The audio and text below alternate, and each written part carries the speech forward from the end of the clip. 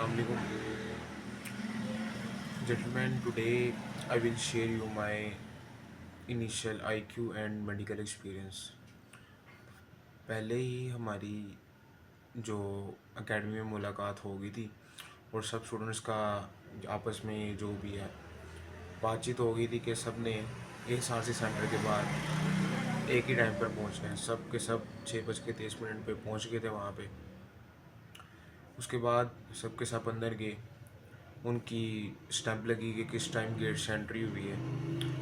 वो साइन होने के बाद और अपना आईडी कार्ड बेफॉर्म नंबर लिखने के बाद हम एक लाइन में लग गए अलहदा सी।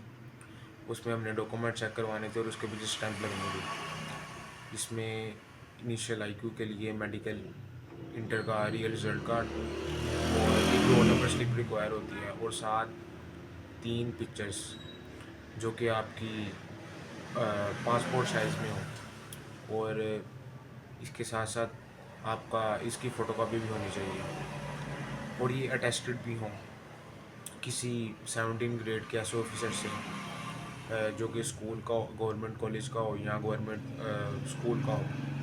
उसके बाद जो फिर हम बैठ गए शर्ट के नीचे तकरीबन 10 मिनट इंतज़ार करने के बाद हमें एक सोल्जर ने आवाज़ लगाई कि आप सब लोग, सबसे पहले सोल्जर वाले मेरे साथ आ जाएं। सोल्जर वाले पहले साथ गए, पूरा ग्रुप उठ गया। आधे बच्चे मैक्सिमम वो थे और आधे बच्चे जो थे वो थे पीएमए के लड़के। जब उसके बाद फ़ौरन ही 5 मिनट बाद दोबारा कॉल की उन्होंने कि पीएमए वाले सारे लड़के आ गए।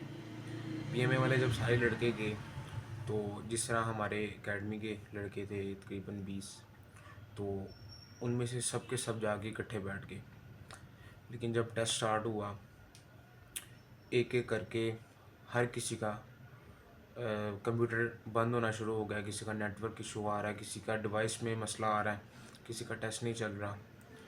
2-3 ऐसे होंगे लड़के जिनका बिल्कुल सही चल रहा था कंप्यूटर, बट मेजॉरिटी जो स्टूडेंट्स थे उनके साथ ये हुआ। हमारे जो स्टूडेंट्स थे, मेरी 7 तारीख को टेस्ट था और उसमें 3 लड़के नॉन वर्बल में ही रह गए थे और उनमें से एक लड़का 154 का रिपीटर था जो कि 154 में भी नॉन वर्बल की वजह से रह गया था। तो उसके बाद हम अल्लाह की तरफ से ये सीन हुआ कि सब के सब लड़के उन सिवाय 2-3 के जो कि इकट्ठे बैठे थे, कोई आगे चले गया, कोई पीछे, कोई उधर, लेकिन सबसे बहुत दूर दूर। और मैं खुद अपनी जो बताऊं, मैं खुद एक मेजर सारा के सामने, बिल्कुल एक मेजर कामरान जहाँ पे बैठे होते हैं उनके बिल्कुल फ्रंट पे मैं बैठा था सामने, ताकि वो जो भी एक नज़र उठाते थे तो सबसे पहले नज़र मेरे पे पड़ती थी। मेरे साथ भी अनजान और पीछे भी अनजान। जब मैं वर्बल आए, वर्बल में जो सबसे पहले मैं आपको बताऊं, आपका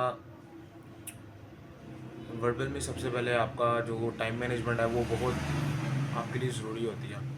इसके अलावा दूसरी चीज़ ये थी कि वर्बल में मेरे से टाइम मैनेजमेंट नहीं हुई। मेरे ऑलमोस्ट मैंने 70 वर्बल्स लिए थे और उनमें से आई होप के 65 या 62 बिल्कुल ठीक होंगे। तो मेरे से 84 नहीं हुए थे। फिर ये पास हुआ मेरा। उसके बाद मेरा नॉन वर्बल आ गया। नॉन वर्बल में जब मैंने शुरू किया तो अल्हम्दुलिल्लाह वो सब के सब इजी थे और मुझे लग रहा था कि 64 ना बिल्कुल ठीक है।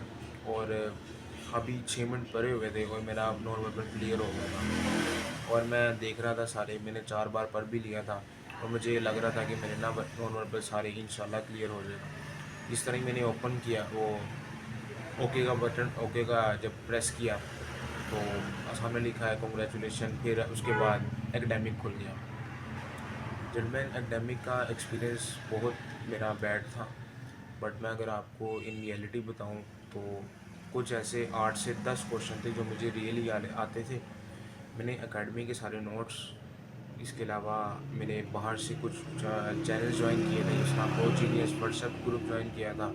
इसके अलावा मैंने एक नॉलेज ग्रुप जिसकी मैंने फ़ी पे की थी वो मैंने ज्वाइन किया था, और मेरे दोस्तों के ग्रुप थे वो जिसमें सब नॉलेज आता था और मैं रोज़ एक्सपीरियंसेस भी पढ़ता था। इन सब करने के बावजूद भी मुझे एकेडमिक में सिर्फ 10 एमसीक्यूज़ आते थे। उसके अलावा 40 एमसीक्यूज़ ऐसे थे जिनमें से मैंने अगर 15 करने थे तो मेरा एकेडमिक क्लियर होना था। But for the grace of Allah and for the grace of secondly sir Haroon and my mostly my friends and my senior students in forces academy, मैंने अपना एकेडमिक एक तुक्के लगा लगा के या जो भी एज्यूम कर करके मैंने क्लियर कर लिया। जब मेरा क्लियर हुआ मेरी खुशी ऐसे थी कि मैं ज़िंदगी में मैंने अपने कभी बोर्ड के इम्तिहान में जब टेस्ट में इतने अच्छे नंबर्स आए हैं, मेरे 9th में आए, काफ़ी अच्छे 91% आई, लेकिन मैंने उस वक्त इतना अपने आप को ऊंचा फील नहीं किया। लेकिन इस वक्त मैं ऐसा फील कर रहा था कि दुनिया की मैं एक बहुत बड़ी दुनिया फ़तह कर ली है और मैं एक जंग जीत के आ गया। फिर मैं इसके बाद मैं उस मेजर कामरान के पास गया, उसने मुझे, मैंने कहा सर पास हो गया। उसने कहा एप्लीकेंट आईडी बताओ। मैंने अपनी एप्लीकेंट आईडी बताई। एप्लीकेंट आईडी के बताने के बाद उसने मेरा वो सर्च किया कि ये लड़का पास भी है या नहीं।